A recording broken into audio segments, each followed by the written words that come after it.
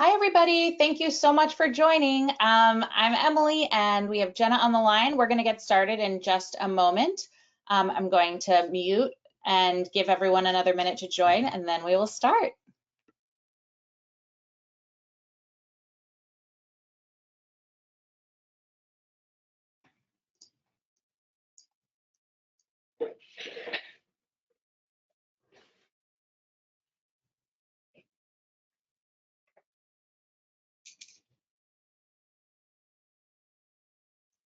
As we get started, I'm going to launch a poll to just give everybody a chance to let us know sort of where you are on the parenting journey.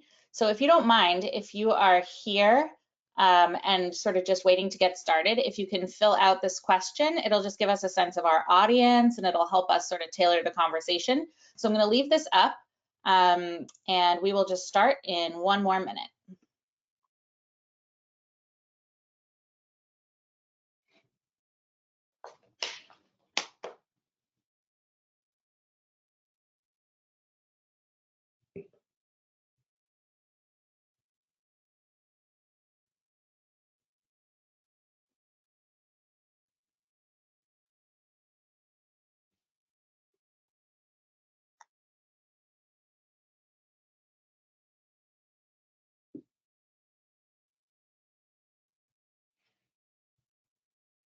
Okay, it is 11:30 where I am out in New Jersey, which I know for everyone else might be different. But just as you're joining, if you don't mind letting us know where you are on the sort of parenting journey, if you can fill out this poll, we're going to close it in just a second. Right now, Jenna, so you know, we have 75% of folks who are expecting their first, which is exciting. So some pregnant moms and dads ready to sort of get started in the parenting journey, and then 25% are new parents. So maybe they just had a baby or they, oh, and a couple are other. So if you're other, if you want to share, you can type into the chat sort of like maybe you're a grandparent or a friend or just one of Jenna's adoring fans, which is lovely. You can let us know. So right now, I think a mix of expecting first children and new parents. So I'm going to go ahead and close this poll so that we can start. And then hopefully you can see us. Hi, everybody. Jenna, you can see and hear me. You're good? I can see and hear you, yes. Amazing. Okay, well, let's just get started. I'm going to do a quick introduction because I know everyone here is used to seeing Sarah, who's the CEO of Populist.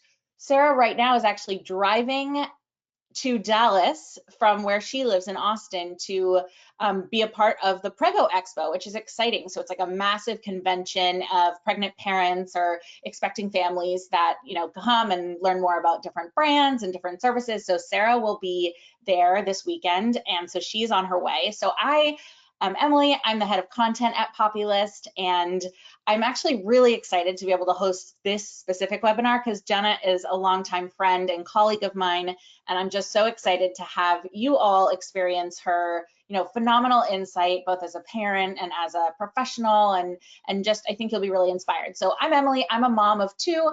I live in New Jersey. I have a almost 5-year-old and a 2.5-year-old.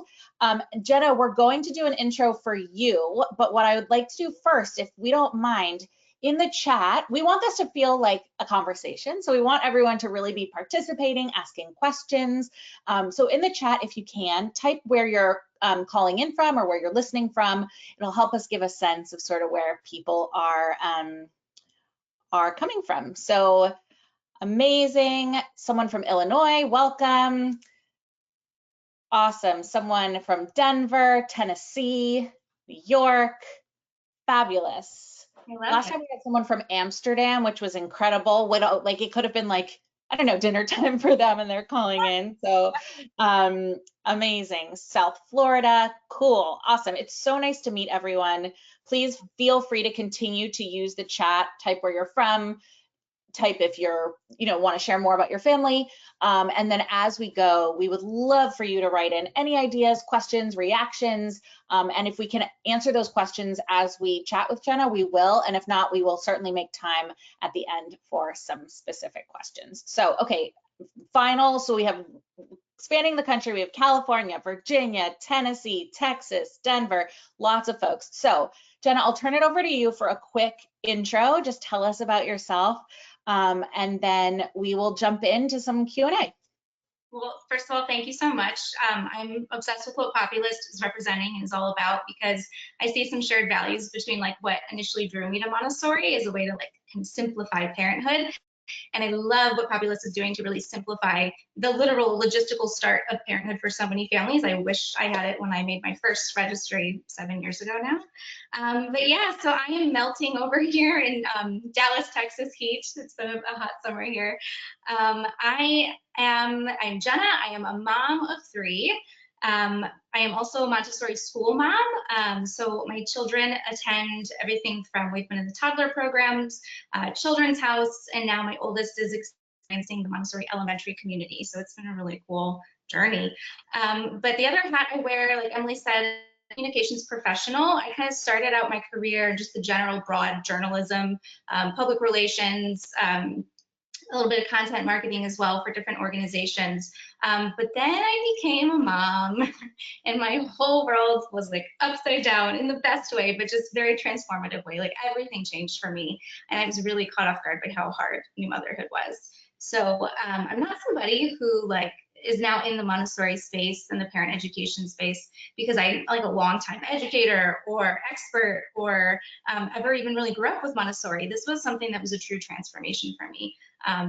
Related to new parenthood. So present day, the past 4 to 5 years, I kind of changed my career to focus specifically on like the Montessori education space, parent education. I've worked for some global companies, supporting schools, supporting child development teams, and kind of uncovered like a passion for being that translator as a parent between all this wonderful expert knowledge, but to parents like me at home who are like mostly overwhelmed some of the time. And I decided earlier this year to kind of go out on my own. And so holding space Montessori is my own thing, and it's a twofold work where I love mentoring parents and doing stuff like this. But I also support Montessori school teams and just any child development expert teams out there who want to create meaningful resources that really help us parents at the end of the day. So that's a little bit about me. And I love dogs and chai tea. I need chai tea at least once a week. Oh, love it. Okay, I have to try that. I keep thinking like, yeah, I need to Wait, expand my morning like caffeine intake. I assume chai is caffeinated. yeah, yeah, and you Okay. can get it with a shot. I always get mine with Oh, one shot. I will be doing that. Okay, fabulous. So thank you. So I think Jenna, it's tricky because Montessori is sort of a buzzword or a thing that people hear and they think like, am I doing this? I don't even really know what it is. Like this feels kind of inaccessible and tricky. And so before we sort of hear how you got into Montessori yourself, maybe just sort of start with like it might even be some people's first time hearing the word spoken, right? It's like Montessori, what is that? Who is that? What does that mean? And then we can dive into sort of how you decided that that was the right sort of choice for your family. Yeah, of course. No, and I totally relate to that. I mean, 5 years ago, I was asking myself the same question and feeling confused. And I worry that it's even more confusing for parents today because when I was sorting through the noise, like it was like blogs were just becoming cool. But now it's like we're kind of hit from so many different angles and different reels, and it's just much faster paced and it can be confusing. But yeah, so what is Montessori? Montessori is a global method of education. It was named after its founder, Dr. Maria Montessori. She opened the first, what was called the Children's House. You can think of it as like a preschool and a kindergarten mixed age grouping back in like 1907. And present day, it's one of the largest, most long running like independent school systems that you can find around the world. In summary, I best describe it, it's best to think of it as a middle ground between like your super kind of conventional traditional style of education, and then in between also like your more progressive, unstructured, like play-based. It's not either of those things. It's like right in the middle, and educators often describe it as like the third option. But when Montessori founded this is like the special sauce to it. She observed how children naturally learn first before saying and advocating for what education should be.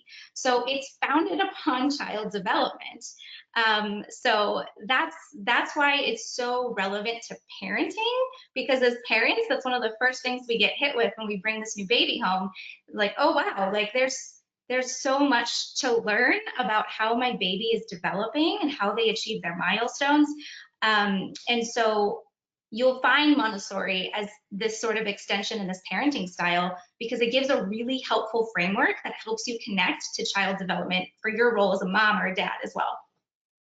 That's amazing. And it sounds like a big sigh of relief, honestly, for some families who are like, grasping at straws for answers. It feels to me, and correct me if I'm wrong, sort of like the closest thing to like a guidebook for making decisions, for following along, to follow your child. And I know we'll get into specifics, but for those who are expecting their first, or even who are new parents who have lots of questions, there sort of is, from my understanding, like a Montessori answer for a lot of things. Whether or not your child's in school, there's sort of like a Montessori lens on many sort of parenting moments and decisions. And so I think Jenna can help us sort of right from the beginning with infants, sort of figure out what that looks like. So Jenna, let's think back sort of, you mentioned when you became a parent, this is sort of something that you were really unfamiliar with. Like, how did you get into this?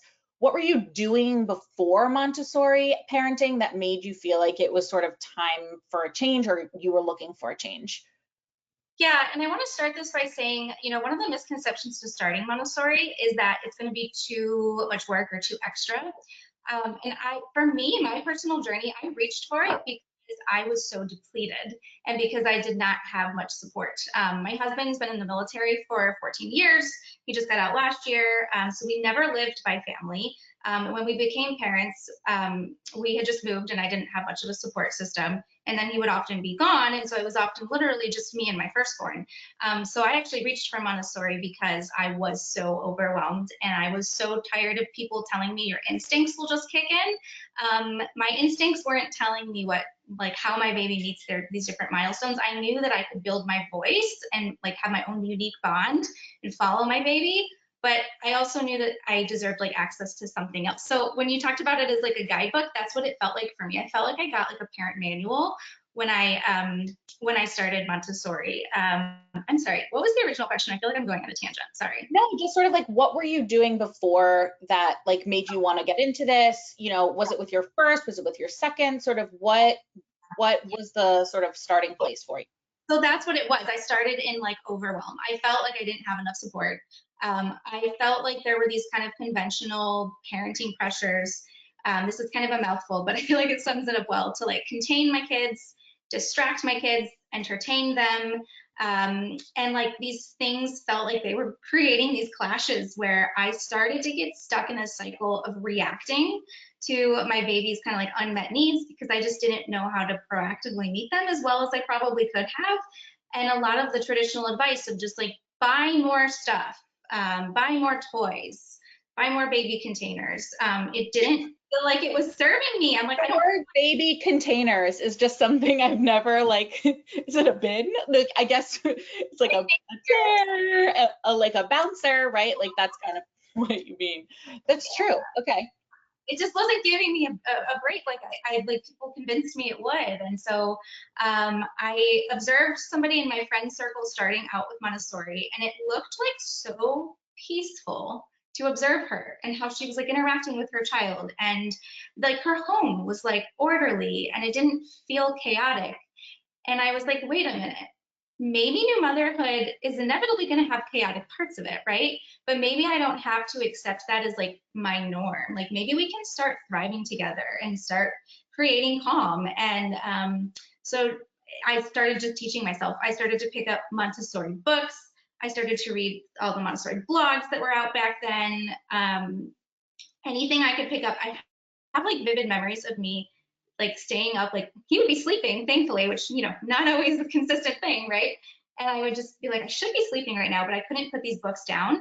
And as I started to like learn, I started to implement these changes in our house, like just baby steps, like one thing at a time, which first was like a lot of changes to our actual home. So like starting to like minimize the stuff, starting to rethink what kinds of toys might be just distracting to his development and what kinds of toys might actually invite like a deeper engagement for him that then ripple effects. And then he's like a calm, connected baby. And then I have more time back to like have my coffee hot.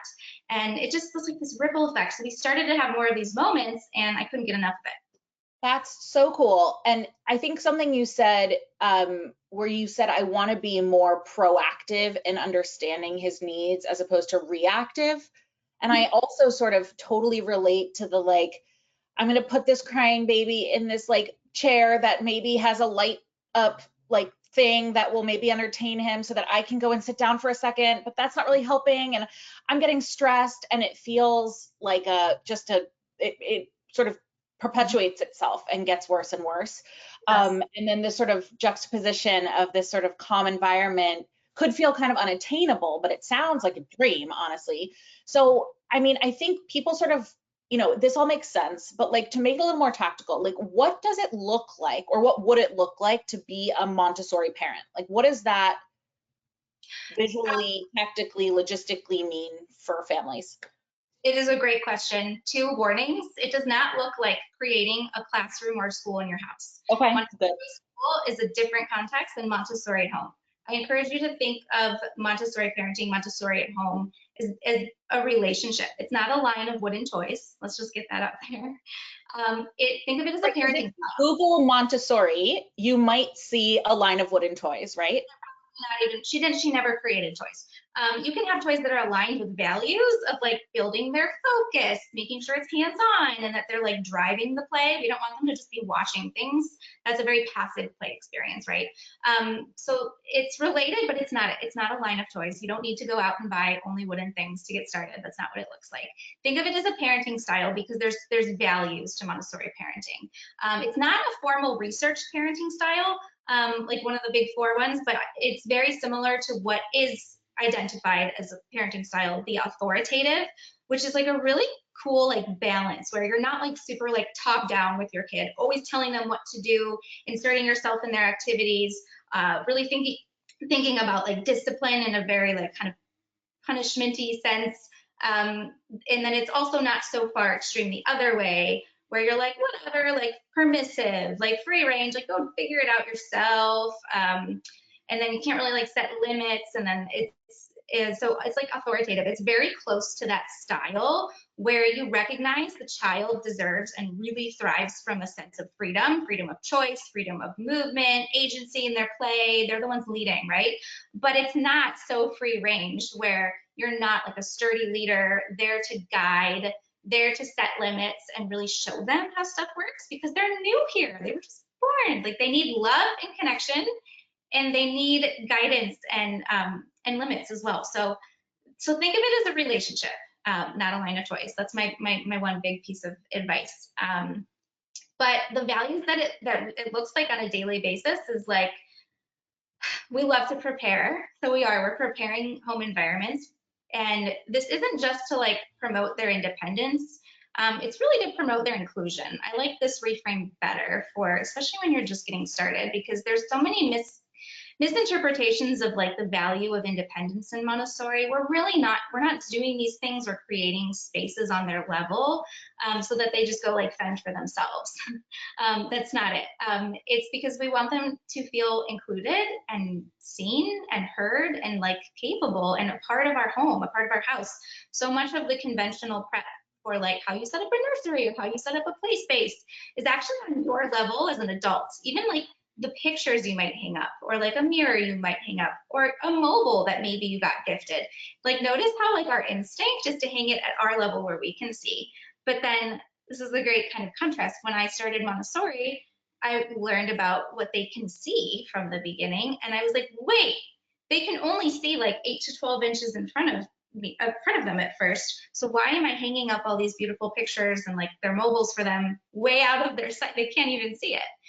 So that's a lot of the physical preparation is like meeting them down on their level. We do a lot And of that that. promotes the inclusion that you were talking about, right? So it's like they're included in the space, they're included in those choices, as opposed to it just like looking beautiful for you as an adult. No, we're not setting up these things and then be like, bye.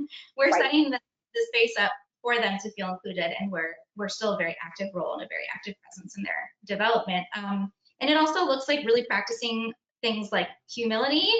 We're all born into parenthood, like I think to some degree, assuming that we have answers. And then in Montessori, though, it's like all about lifelong learning and realizing like we actually don't need to be all knowing for our kids. So there's a lot of preparation as a Montessori parent where I'm being very humble and I'm not making assumptions or judgments on my kids, which is tempting to do as a human tendency.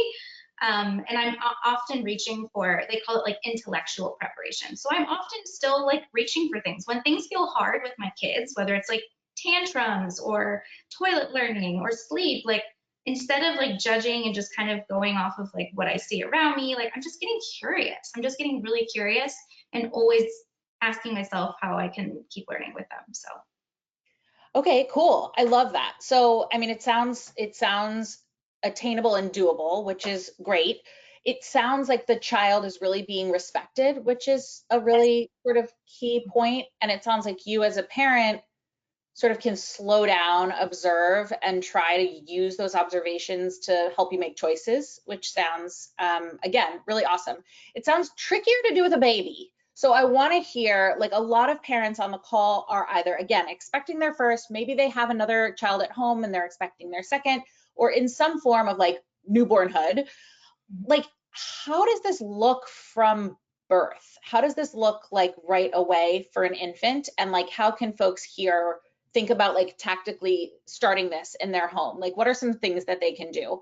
And by the way, if you're listening, now's a nice moment to pause and say, feel free to ask questions in the chat. So feel free to type any reactions, any thoughts, any ideas, questions, and we will make sure to get a question over to Jenna. So, okay, Yeah. back to babies. What's a great, what easy, sort of simple way to start? Um, think about the values and like the point of like simplifying your life, right? Like that's even before you really understand Montessori or practice with it. Like I think we can all agree that there's benefit to trying to simplify our life, especially those first 12 months with baby when it is easy to be overwhelmed.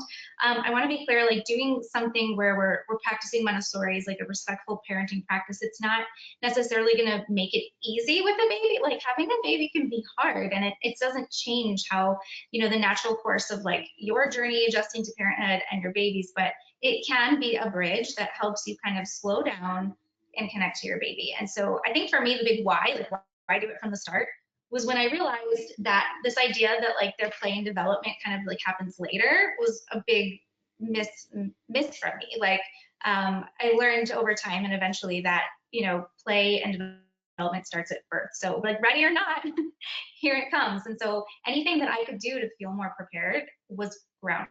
So that's kind of the why from the start for me. And so yeah, I didn't know it in time for my first though, but I started it and I implemented it from the start with my second and third. And what does it look like? Slowing down, countering pressures in the fourth trimester that you should be doing something or doing more, like adding to your plate. And again, like Montessori helps you connect to what's going on right now. Meet your child where they are right now. So it's not actually something we're doing because we're like trying to get our baby ahead or like get them ready for preschool. Like that's not it, right? It's what is my baby experiencing? How can they see? How can they hear right now? What are these movements that they're doing? Are they intentional or are they the reflexes still? And you start to go just moment by moment and allow yourself that grace period to go slow and start to observe, practice observation first, just learn your baby and heal yourself, right? And then with the environment, Montessori environments from the start do look different. And again, it's because of intentionality. We really care about bringing stuff into our homes for a baby that is not going to add clutter, add overwhelm, but is going to be timed appropriately to their development and is going to help promote calm and order. Two things I didn't know before I had babies about Montessori parenting, that they're actually born super sensitive to their environments. Overstimulation is probably one of the reasons my firstborn cried as much as he did. And then sensitive period for order and movement. And so the idea that I maybe don't need all this stuff to put my baby in, I can if I want to sometimes, it's fine, but that's not actually the thing that they like need and crave. And so starting to grow into a lot of floor play from the start, tummy play, tummy time from the start, keeping the environment more simple and again on their level so they can actually see things and eventually start to reach for them on their own and play with them. That Sorry. makes sense. No, that's super interesting. Yeah, like it sounds just I can picture it. And in a moment, in a few minutes, we're actually going to look at some photos Jenna's sort of shared of her own family, which thank you. And we'll talk through sort of the pre-Montessori Jenna as a mom and then the post-Montessori Jenna. And you'll be able to see, I know folks might be on their phones, but hopefully you can sort of take a look in 5 minutes or so, and we will show you the transformation and sort of what this looks like in your home. But yeah, I love the idea of the calm. What are some things that, like, how do you know if your baby's stimulated, or like, what are some things that would overstimulate a newborn that like you should try to avoid?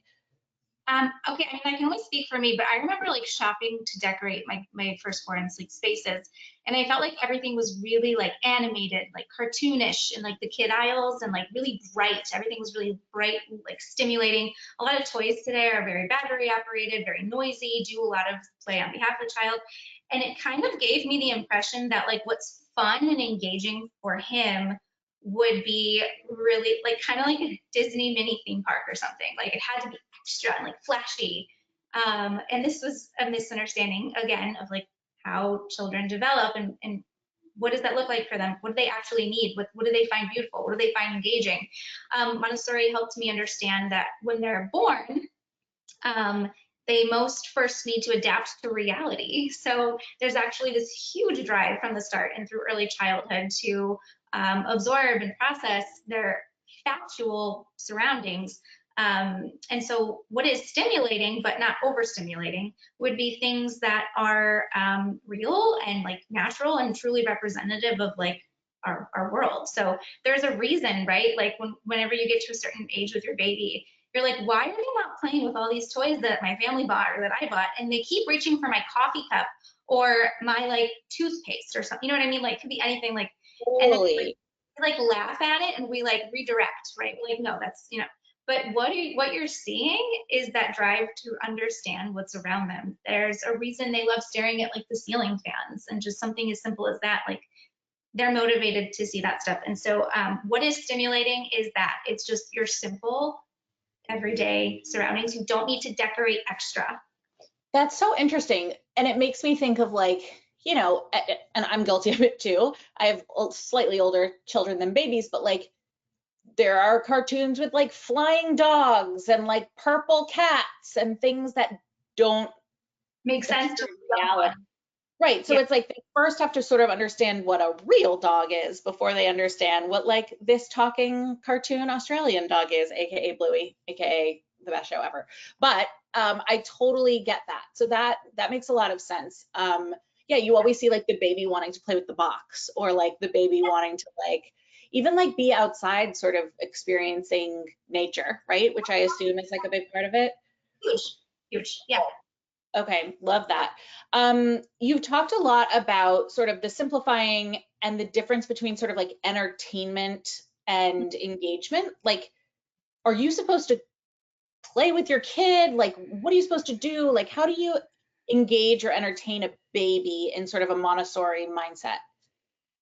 Yeah, I hate the word entertainment because it's just like what I just feel like it's so confusing and hard for parents. And when I would hear that word like entertain your baby, hacks to entertain your baby, ideas to entertain your baby, it gave me the impression that my job was to just keep them busy. But it didn't encourage me to think about what work would be meaningful to them. So you can spend all this time like Pinteresting and like just pulling together all these things, but if you're not actually like observing your child or taking the time to understand what milestones they're working on, then it's just a bunch of guesswork. And then we can get really defeated when we set this stuff up and it's like lasts for like 2 seconds and they're not interested. It's because we need to think about engagement, like think about your baby's development and what will then be most satisfying for them, because play is the work of childhood. So what they are drawn to play with, it meets so many skills in the early years. They're trying to sort through building like brain skills, movement skills. And so even just like zooming in on like 3 to 4 months old, like this is when they start really like grasping and being able to hold on to things. And so like honoring that. So honoring where they're at first, and then asking yourself, not how can I like entertain them and like keep them busy at this age, but like how can I engage the skill? They're trying to start grasping things. So I'm going to think of activities specifically that invite them to grasp and start holding on to things. And so that's kind of the difference. It's just, you're still spending time and you're still preparing play things for them, but you're being a little bit more meticulous and filtered with the engagement perspective, I feel like. That's super interesting. And I think it's probably hard to know for a lot of parents, like, when should my baby be grasping? Like, I don't know, when should my baby be rolling? When should my baby be whatever?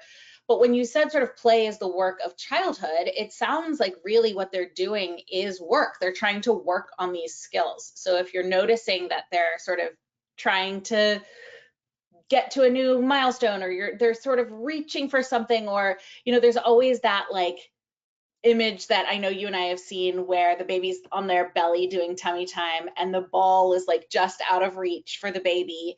And the instinct, I think, for a lot of parents would be to hand the baby the ball, right? Like, oh, this is here. You want to hold it. Like, here, let me give it to you.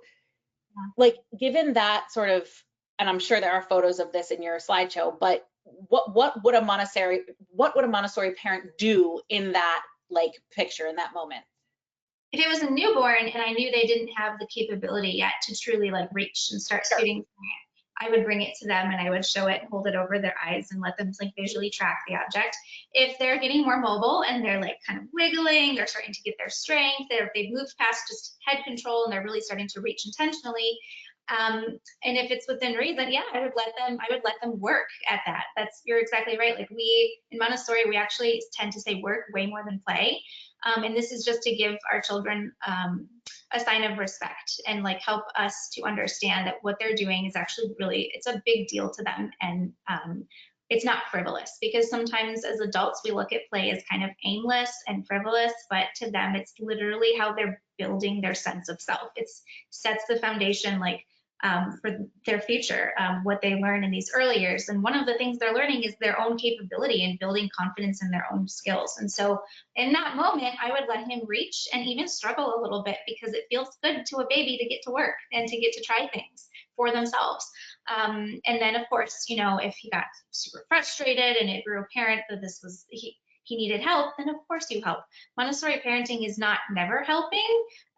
It's just knowing when to help, because sometimes when we help too soon, we're actually not helping. We're becoming a blocker. It doesn't feel good. Like Emily, if we were working in the same office and you were here and you were always like over my shoulder, like kind of like doing things for me and never giving me space, I would be like, oh my gosh, she's blocking me. Like I'm not empowered. But if I was like by myself and I was like, this task is way too hard, I am super struggling, I'm gonna cry.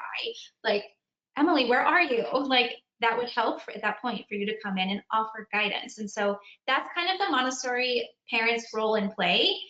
Just and learn. Interesting, not to interrupt, Jenna, but if you're talking about like overstepping, but not to interrupt, but you assume that a newborn can't do anything by themselves, right? Like you assume that a newborn needs a parent to do everything.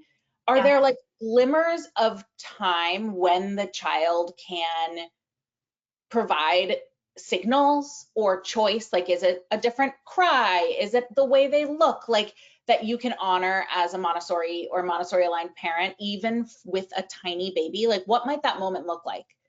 Like how to give them choice in play? Yeah, how to give them choice, or how to sort of know what they're trying to communicate, I guess. Because we assume that they do need help with most everything, right? But like they probably have like preferences or even just sort of like bodily needs that they're trying to communicate for us that we could at least sort of listen to in order to help them, right? Yeah, I mean, when you have a newborn and you're in the thick of the fourth trimester, there's gonna be crying, and there's going to be, they're of course dependent on us purposefully.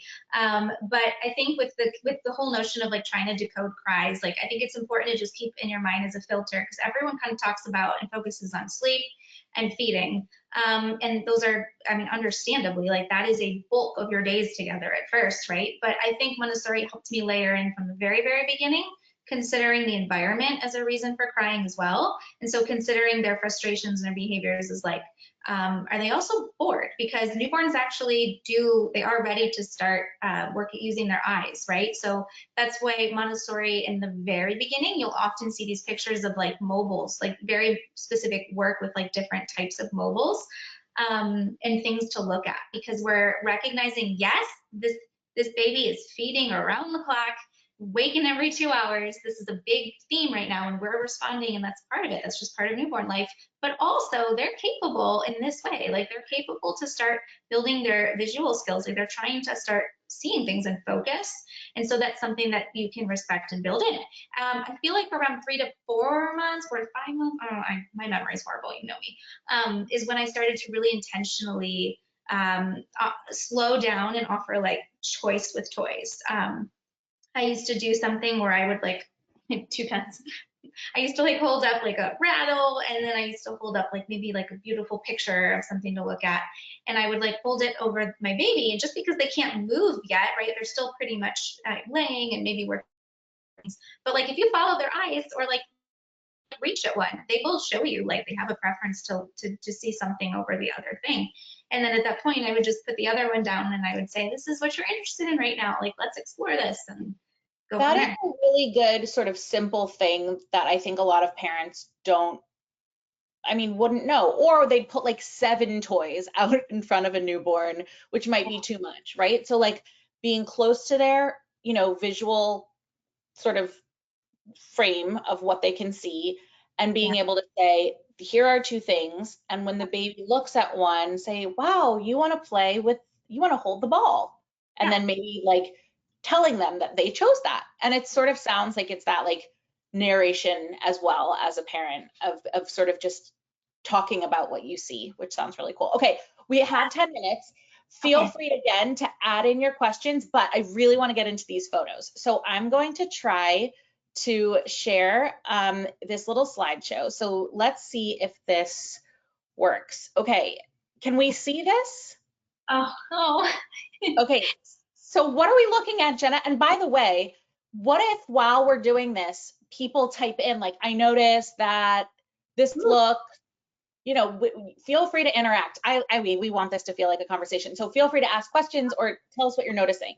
But Yeah. Jenna, tell us what we're looking at. Yeah, okay. I wanted to like show you guys some of what I'm talking about, because this is actually a big value in Montessori that you want to do with your kids, right? We never want to talk about something abstractly without showing it and introducing it in a concrete way. So like literally, let's go through. So this was before I discovered Montessori. This was my firstborn, and these pictures really stood out to me because on the left, he's like trying to explore an everyday household object. He's like, what is this giant machine? And he's like stuck and he's like contained in this walker. And I didn't know back then that like maybe this was not the best for his development, that it could even have safety considerations. I thought that the more I contained my firstborn, the safer he would be, and that the better it would be for his development. And then, of course, when I discovered Montessori, I learned that they most need freedom to move. It doesn't mean you can't have a bouncer in a room. It just means like think about free movement first. It's not that you're never gonna contain your baby. You're gonna have a car seat. You're gonna have maybe a high chair, a crib. Like that's fun. Like that's not Montessori. It's just that you want to be really curious about. This doesn't have to be their default, and in fact, this isn't how they are motivated to play. But I didn't know that yet, and he was so fussy all the time. And I look back and I just I didn't know yet.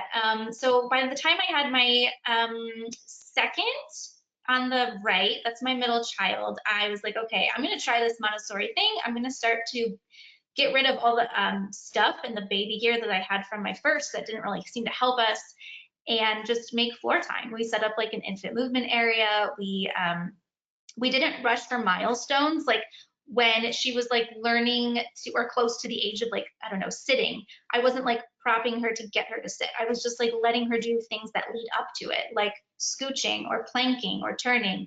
It was a much more peaceful journey. But yeah, I mean, honestly, like when I see the side by side, I remembered at the time, I was So actually the left, just for people the left is your first yeah, son, or yeah, you got into Montessori, and the right, just the juxtaposition of yeah. the baby containers versus not.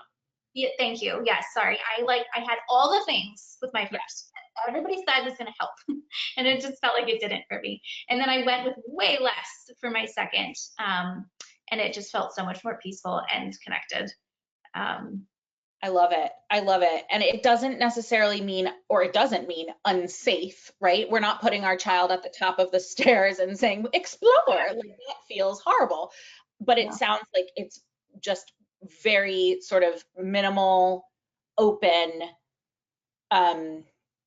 space to explore. or You to define just, a space. Yeah, you define a space for them that is safe. So it's called an infant movement area. So you can see in the very first one I made with my daughter, I didn't have a mat yet. So I just used a blanket that I had and I laid it down with a mirror that was low and I brought some of her toys on her level. I just worked with what I had when I had her. the And mirror is cool too. yeah, it gives them a view of the room before they can really crawl around and see the rest of the room. So it is a defined space and you are asked to, frequently get on their level and make sure there's no hazards around. Okay, so then with my third, I was like really full blown into Montessori from the start. And so he was laying on a classic oh, how do I say that word? Tappagino? Sounds like a cappuccino. No, it sounds like cappuccino. I always don't know how to say it. I'm better writer than speaker. And I knew by then like what he would be working on. So we were looking at a little black and white high contrast card. But also I wanted to put this one of me like holding him exhausted, just being together because so many people see Montessori for newborns and they think the putting your baby on the floor is like bulk of your day because they want to look and like no, this maybe lasted like 5 minutes and then he was done. And as newborns need, they need you. So a lot of the time Montessori from the start is also that, just holding each other, making eye contact with each other and just responding to their needs. It's so interesting. Someone actually just, two things on this. We got two questions. One are, what are your feelings on things like Montessori play kits or Love Every specifically? Which is funny because Jenna and I both used to work at Love Every. So we both have sort of like an affinity for those types of stage-based toys. Jenna, I'll let you answer, but it feels like those are very well researched and super aligned with things that your baby might be working on in the moment. Is that what you feel too? Yeah, I think that companies like that, I mean, obviously I'm biased because I used to work for them, so I do appreciate and respect all that they do. And I think people don't realize Live Every is actually not just like the toys and like play kits. There's a whole team of like very child development experts and they have like research in house. And so they put so much thought into both like resources for you and then also the toys and like and the types of toys. And so that's a great, I'm all for it because if it's within your means and it interests you, it takes out a lot of the guesswork and it kind of you get like a guide with each stage that also gives you tips for beyond the toys, like how to engage with your baby at the different milestones that they go through. So yeah. Which is interesting. And when you were speaking about being held, someone was saying, my baby just really wants to be held most of the time. I carry around, I try to do things one-handed. I know she needs to like learn to play, but like, am I spoiling her by holding her all the time? Like, is that anti-Montessori? Nope. Montessori, again, we don't ever rush independence because that's not authentic independence. And they're just born here. A huge part need to adapt to their surroundings is also bonding with you. So very normal for this to be like just you're holding and responding to them most of the time. Okay, we have a few minutes left. I want to keep looking at these. I'm going to try to play this video. I don't know what's going to happen, but we're going to try. Let's see. This is just cool to me because, again, like before Montessori, I didn't think they were capable of like focusing on something so little. And Montessori taught me that that was a way of underestimating them. A lot of the Montessori mobiles are really timed appropriately for what they can see. So that one was like when he could start to see like gradation of colors, not just black and white. And you wouldn't do that first. It's it's like in a sequence. In a sequence, like the one that's red, white, and not white, gold, red, and blue. That's like, because they can start to see color now. And then the one time there was, he was like so into like this Christmas decoration we had. And so also just pointing out, you don't need to like only have the Montessori classic mobiles. Like, what are they looking at around your house? And like, let them look at it. And right, say, like an apple. Like, this is like what? Just sort of noticing the floor low down sort of mat. So this is not like you putting your baby on like a high up, piece of furniture. Like this is very low to the ground, super open. Obviously it's much bigger than he is. So he has room to sort of grow into it and move once he starts to like roll over and stuff. Okay. Oh, let's see how I go forward. Let's see. Okay, there we go. Yeah, see, more just holding each other and just talking and just bonding. That's it. That is Montessori aligned as well.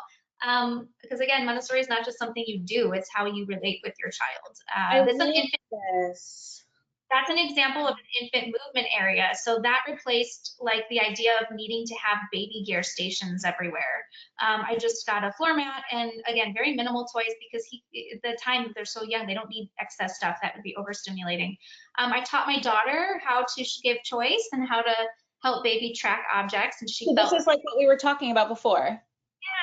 yeah, and like teaching the sibling to do that was a way for them to learn how to interact with baby sibling very respectfully and calmly. Gave them a job. Uh, Everyday real things. Again, getting away from thinking it has to be just toys, simply sitting outside, touching the dirt, and then playing in the kitchen, exploring what everyday household objects are. Different things like that will be a big part of Montessori from the start. Respecting their gross motor development. It's not true that you need to prop them in positions to get them to get in those positions. Just let them act on that drive for free movement. Every little mini milestone they go through is purposeful. These are examples of prepared spaces that have nothing to do with like toy rooms. We had a little weaning table and chair set in our kitchen, and I used to sit next to him for like snacks or learning how to like drink water when he was past 6 months. And it was just for him to be able to like feel grounded on his level, like his feet could touch the ground. It's just a Right, so is respect. this like instead of a high chair, or would you also have a high chair? You have both. Yeah, Okay, I cool. like to chair for family dinners.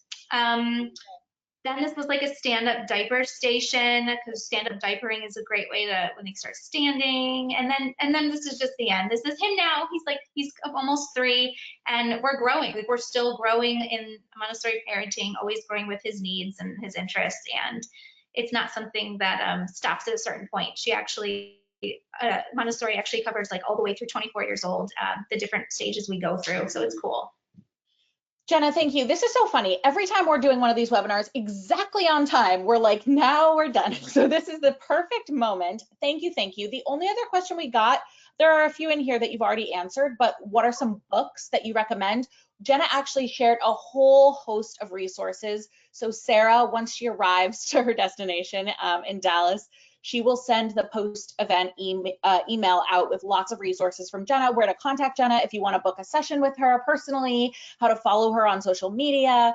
And so that will come like later this evening. There will also be a recording link of this, so you can just like, you know, when you're falling to sleep at night, you can listen to Jenna telling you stuff about Montessori. You can replay it as much as you'd like. But so wonderful to have you, Jenna, and thank you so much. This was fabulous, and I hope everyone enjoyed. Yeah, congratulations to all the new parents out there and expecting parents. So exciting. Yes. Thank All you. right. Enjoy the weekend, everyone. See you soon. Bye. Bye.